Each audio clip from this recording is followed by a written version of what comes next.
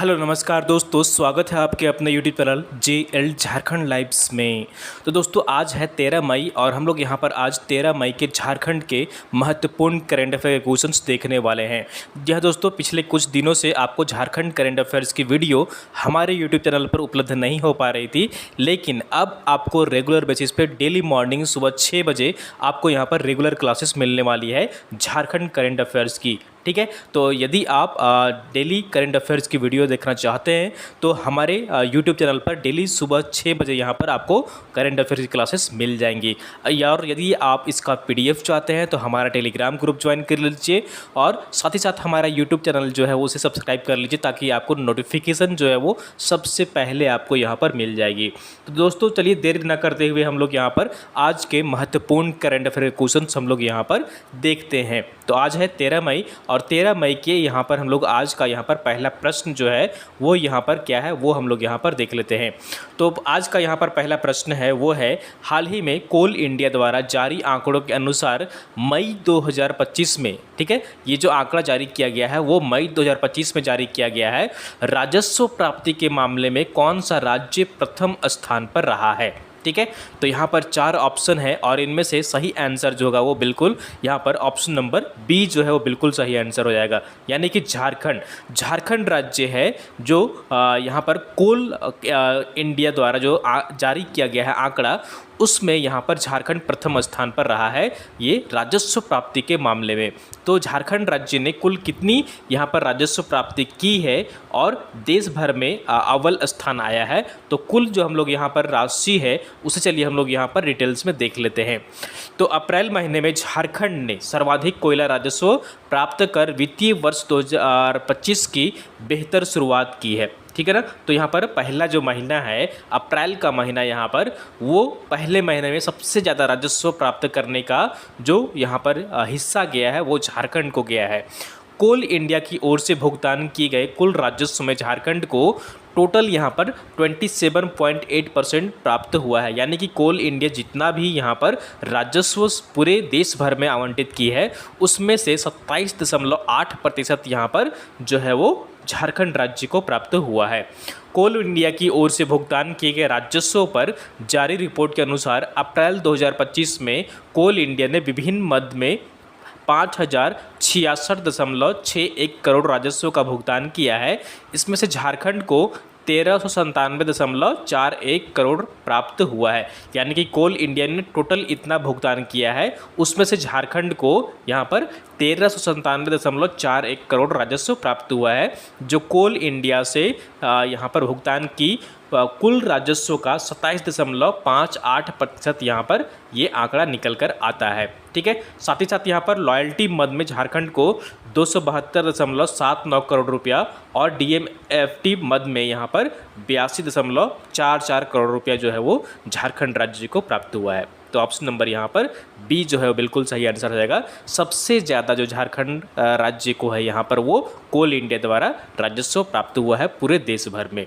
चलिए अगले प्रश्न की ओर चलते हैं। अगला जो यहाँ पर प्रश्न है वो है, हाल ही में विश्व कप चरण 2 की रिकर्व स्पर्धा में झारखंड की दीपिका कुमारी ने कौन सी पदक जीत हासिल की है। ठीक है ना, तो हाल ही में यहाँ पर ये विश्व कप का जो चरण 2 है रिकर्व स्पर्धा उसका आयोजन किया गया है और इस प्रतियोगिता में दीपिका कुमारी ने कौन सी पदक जीत यहाँ पर हासिल की है। तो इसका सही आंसर जो होगा यहाँ पर वो ऑप्शन नंबर सी जो होगा वो बिल्कुल सही आंसर हो जाएगा। कांस्य पदक यहाँ पर दीपिका कुमारी ने जीता है। ठीक है, चलिए हम लोग यहाँ पर पूरे डिटेल्स में देख लेते हैं इससे संबंधित जो भी महत्वपूर्ण यहाँ पर फैक्ट्स निकल कर आ रहे हैं। भारत की सबसे सफल तीरंदाज दीपिका कुमारी और पार्थ शालम ने 11 मई 2025 को विश्व कप चरण 2 की रिकर्व स्पर्धा में कांस्य पदक जीत हासिल की है। दीपिका ने कांस्य के मुकाबले में कोरिया की कांग चेन को 7-3 से और पार्थ ने जो है वो फ्रांस के बैप्टिस्ट एडिस को 6-4 से यहाँ पर मात दी है। दीपिका को सेमीफाइनल में दुनिया की नंबर 1 खिलाड़ी कोरिया की लिम सिहियोन के हाथों 1-7 से यहाँ पर शिकस्त मिली थी। तो यहाँ पर दीपिका कुमारी ने कौन सी मेडल यहाँ पर जीती है, तो वो कांस्य जो है पदक है वो उन्होंने प्राप्त किया है, जीत हासिल की है, जो कि विश्व कप का चरण 2 रिकर्व कैटेगरी में यहाँ पर जो आयोजित किया गया था। चलिए अगले प्रश्न की ओर चलते हैं और अगला जो यहाँ पर प्रश्न है तीसरा नंबर क्वेश्चन वो हम लोग यहाँ पर देख लेते हैं। तीसरा नंबर क्वेश्चन है झारखंड के किस वन्य जीव अभयारण्य में जून 2025 में वार्षिक पशु गणना में हाथियों के संग संग बाघों की भी गिनती की जाएगी। तो झारखंड का ऐसा कौन सा जीव अभयारण्य है जो जून 2025 में वार्षिक पशु गणना जो की जाएगी उसमें हाथियों के साथ साथ बाघों की भी जनगणना यहाँ पर की जाएगी।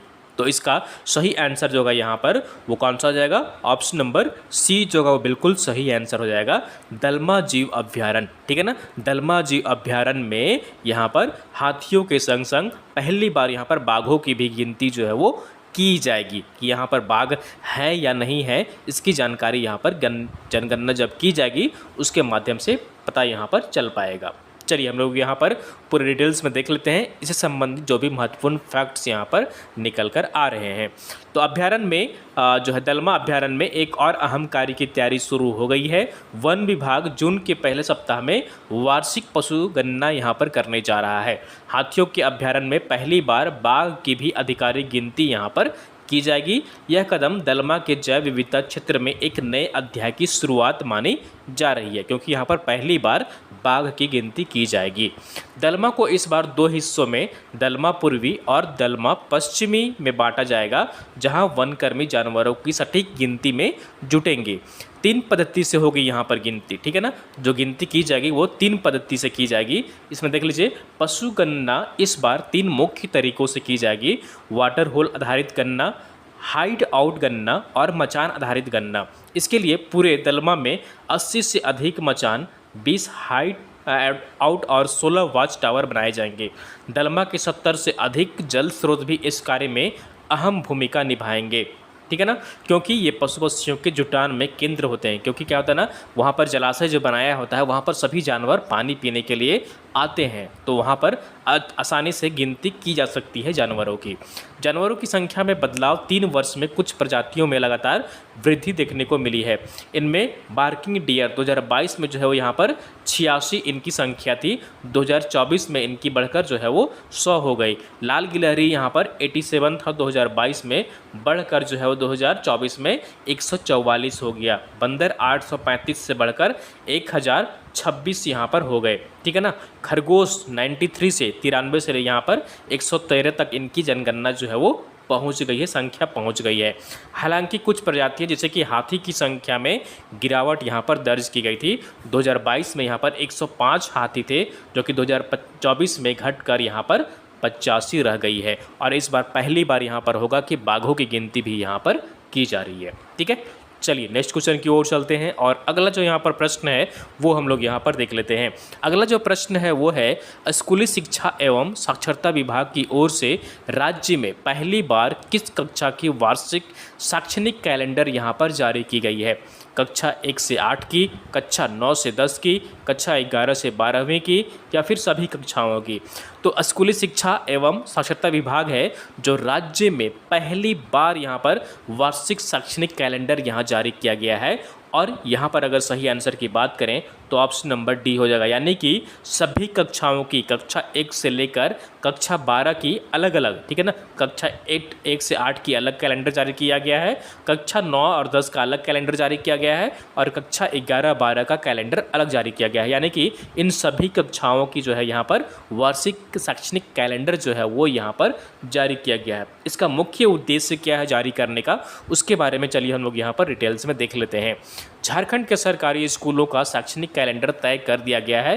राज्य के सरकारी स्कूलों का एक शैक्षणिक कैलेंडर तैयार किया गया है। शैक्षणिक कैलेंडर और सिलेबस को 12 महीनों में बांटा गया है। ठीक है ना, जैसे कि कैलेंडर यहाँ पर तैयार किया गया है तो इसे 12 महीनों में बांटा गया है। हर महीने किस विषय में कौन सा अध्याय की पढ़ाई होगी इसे स्पष्ट कर लिया गया है। और अप्रैल 2025 से लेकर मार्च 2026 तक जो है शैक्षणिक कैलेंडर स्कूलों में जारी कर दिया गया है। तो इससे क्या होगी कि पूरे राज्य में जितने सारे सरकारी स्कूल हैं उनमें एक सा सिलेबस यहाँ पर कवर किया जाएगा। तो देख लीजिए, पहली से 8वीं और 9वीं से 12वीं का शैक्षणिक कैलेंडर अलग अलग तैयार किया गया है। इससे अब शहर से लेकर ग्रामीण क्षेत्र के स्कूलों में एक समय में एक ही विषय और अध्याय की पढ़ाई हो सकेगी। स्कूली शिक्षा व साक्षरता विभाग की ओर से तैयार किए गए शैक्षणिक कैलेंडर के आधार पर पढ़ाई के साथ साथ हर महीने मूल्यांकन भी किया जाएगा। जिन विषयों में बच्चे कमज़ोर होंगे उन विषयों के लिए अतिरिक्त क्लास की भी सुविधा यहाँ पर उन लोगों को दी जाएगी और उसके बारे में, विषय के बारे में समझाया जाएगा यहाँ पर। ठीक है, किसी विषय में हर महीने कौन से पाठ की पढ़ाई होगी और सीखने का प्रतिशत क्या होगा, इसके बारे में पढ़ाया जाएगा। 8वीं के जो अधिकांश विषयों का एक बार जुलाई में रिवीजन किया जाएगा, जबकि दूसरी बार वार्षिक परीक्षा के पूर्व जनवरी फरवरी में भी रिवीजन किया जाएगा। तो ये कैलेंडर जारी किया गया है और ये पहली बार हुआ है ऐसा राज्य में। इससे क्या होगा कि सारे जो सरकारी स्कूल हैं उनमें एक सा प्रोग्राम चल पाएगा, एक साथ सिलेबस कवर हो पाएगा और बच्चों की प्रगति हो रही है या नहीं हो रही है, सिर्फ बच्चे सीख रहे हैं नहीं सीख रहे हैं, पढ़ रहे हैं नहीं पढ़ रहे हैं, उस पर भी जो है वो यहाँ पर उनका आकलन किया जाएगा। ठीक है, चलिए अगले क्वेश्चन की ओर चलते हैं। और अगला जो यहाँ पर क्वेश्चन है वो है, और ये बहुत ही महत्वपूर्ण प्रश्न है यहाँ पर, ये केंद्रीय स्वास्थ्य एवं परिवार कल्याण मंत्रालय की ओर से यहाँ पर आंकड़ा जारी किया गया है, उसी से संबंधित ये प्रश्न है। तो प्रश्न है यहाँ पर, केंद्रीय स्वास्थ्य एवं परिवार कल्याण मंत्रालय की ओर से 10 मई 2025 को जारी नमूना पंजीकरण प्रणाली रिपोर्ट 2021 के अनुसार वार्षिक औसत मातृ मृत्यु दर झारखंड में कितनी है।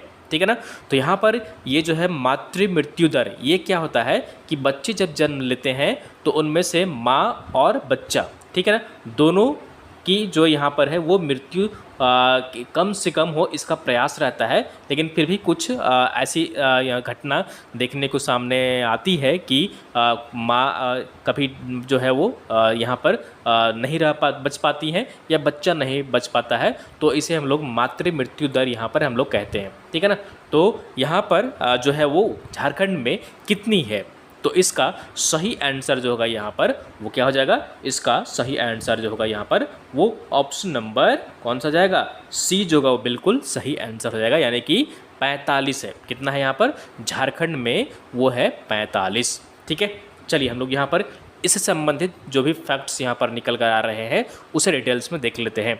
झारखंड समेत पूरे भारत में मातृ मृत्यु दर में वर्ष 2014 से 2021 का बीच वैश्विक औसत से ज़्यादा की यहाँ पर कमी आई है। वहीं शिशु मृत्यु दर में भी उल्लेखनीय कमी आई है। केंद्रीय स्वास्थ्य एवं परिवार कल्याण मंत्रालय की ओर से 10 मई को जारी की गई रिपोर्ट में यह बात सामने आई है।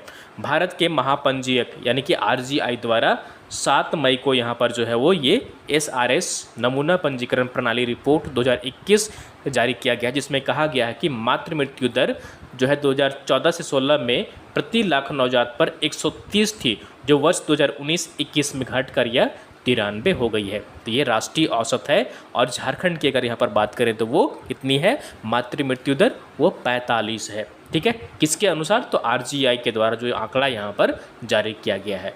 ठीक है, चलिए अगले क्वेश्चन की ओर चलते हैं। यहाँ पर देख लीजिए अलग अलग जो राज्यों में है वो यहाँ पर मृत्यु दर यहाँ पर दिया गया है। और यहाँ पर झारखंड में अगर हम लोग बात करें तो झारखंड, जैसा कि आपको मैंने बताया थोड़ी देर पहले कि यहाँ पर जो मृत्यु दर है वो कितना रह गया है, यहाँ पर वो 45 है। ठीक है ना, कितना है यहाँ पर, वो है 45। ठीक है ना, तेलंगाना में 45 है, यहाँ पर झारखंड में यहाँ पर जो है वो 51 है। ठीक है ना, झारखंड में कितना है, यहाँ पर 51 है, तेलंगाना में 45 है। ठीक है ना, 45 यहाँ पर जो है वो तेलंगाना में है, इसे करेक्ट कर लीजिएगा। झारखंड में जो है वो यहाँ पर 51 है, तो इसका सही आंसर जो होगा यहाँ पर वो ऑप्शन नंबर बी हो जाएगा। ठीक है ना, मैंने सी बोला था लेकिन आप इसे करेक्ट कर लीजिए, इसका सही आंसर जो होगा यहाँ पर वो बी हो जाएगा। ठीक है, तो इस प्रकार शिशु मृत्यु दर वर्ष 2014 में प्रति 1000 जन्मे पर 39 थी, जो कि 2021 में घट कर ये कितना हो गया है, 27 हो गया है। ठीक है, ये राष्ट्रीय औसत यहाँ पर ये दर्शाया गया है।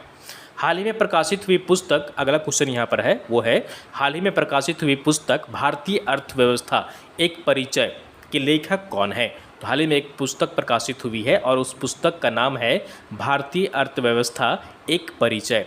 ये लेखक कौन है, तो इसका सही आंसर जो होगा यहाँ पर वो ऑप्शन नंबर सी हो जाएगा, ठीक है ना। विनीत एक्का हैं, इस पुस्तक के जो लेखक हैं वो कौन है, विनीत एक्का हैं, और ये एक रांची विश्वविद्यालय में प्राध्यापक भी हैं, ठीक है ना, वर्तमान में कार्यरत हैं ये, और उनके द्वारा ये पुस्तक लिखा गया है विनीत एक्का के द्वारा, ठीक है। तो यहाँ पर लेखक का नाम आपको यह याद रखना है।